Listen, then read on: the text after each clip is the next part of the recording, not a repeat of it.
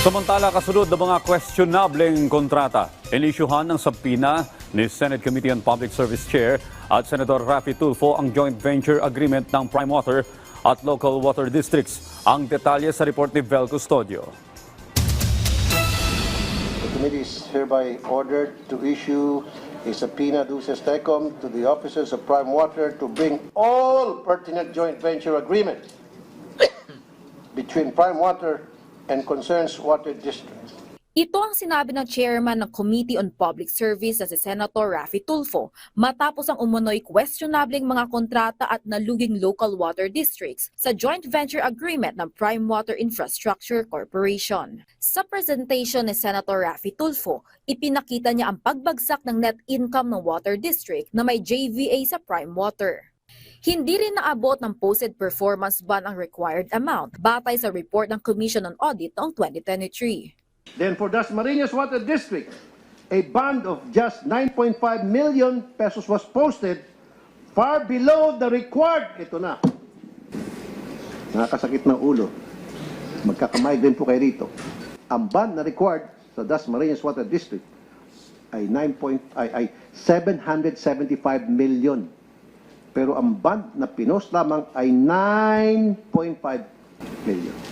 Dumipensa naman ng pamahala ang lungsod ng San Jose del Monte, Bulacan sa pagbayad ng water district sa joint venture agreement sa Prime Water. Gayong bago ang JVA sa Prime Water ay isa ang lungsod sa may pinakamagandang serbisyo ng tubig sa bansa. Ayon sa representative ng San Jose del Monte LGU, lumalaki na kasi ang populasyon ng consumers sa tubig kaya pumayag sila sa JVA. Ang mga reklamo ng Prime Water came only during the pandemic time in San Jose del Monte. That was 2020. Pero even before pandemic sa ibang mga lugar, may mga reklamo na, sir. You should have done due diligence. Na nag-imbestiga kayo. Question din ni Tulfo ang delay sa approval ng water safety plan. Gayong makikita ng hindi naligtas ang kulay putik na tubig mula sa gripo ng ilang lugar na sineserbisyohan ng Prime Water. Aminado naman ang Local Water Utilities Administration na kulang sila sa manpower at sa pangil upang kilatisin ang kontrata ng JVA ng Prime Water at local water districts. We did not have jurisdiction or power to settle actual controversies. Wala pong ganon. Rate setting lang po kami and regulation. So yung issues on their contracts, hindi po namin pwedeng buksan. Batay sa Private-Public Partnership Code, kapag ang proyekto ay 15 billion pesos pataas, ang NEDA ang dapat mag-review at mag-aproba. Pero kung mas mababa ito sa 15 bilyong piso, ang implementing agency ang susuri nito.